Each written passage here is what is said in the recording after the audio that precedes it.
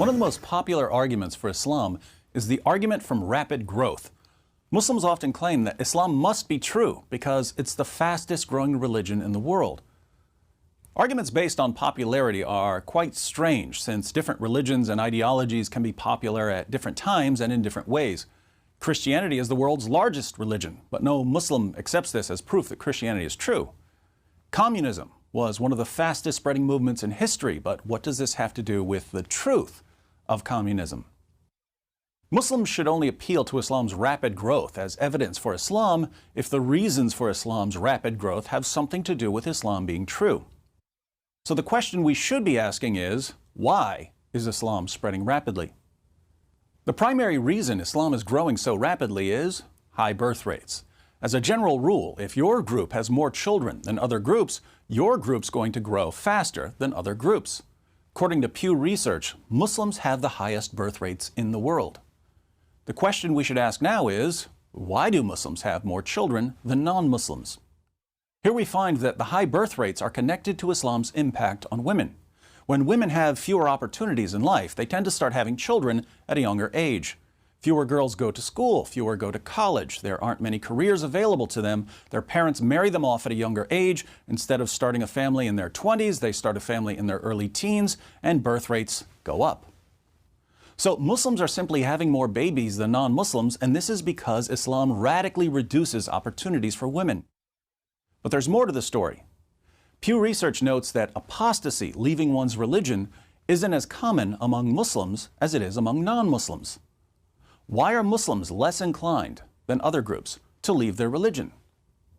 The answer has to do with the kinds of psychological pressures Islam places on Muslims throughout their lives.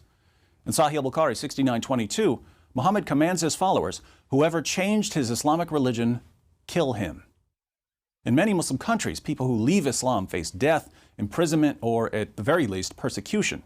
Even in the West, where apostates are protected by law, Muslims often understand that if they leave Islam, they'll be shunned by their families.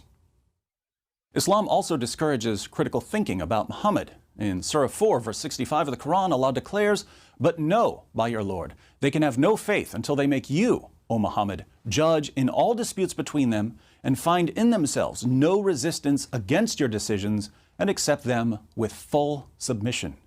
If you find in yourself any resistance against Muhammad's decisions, the Quran says you're not a real Muslim. Verses like this have led to generations of Muslims who are terrified of questioning anything Muhammad said. And the result of the suppression of critical thought is that many Muslims regard any argument for Islam, even an argument like Islam is growing fast, so it must be true, as entirely convincing. Apart from this, Muslims are generally more sheltered from criticism than non-Muslims are.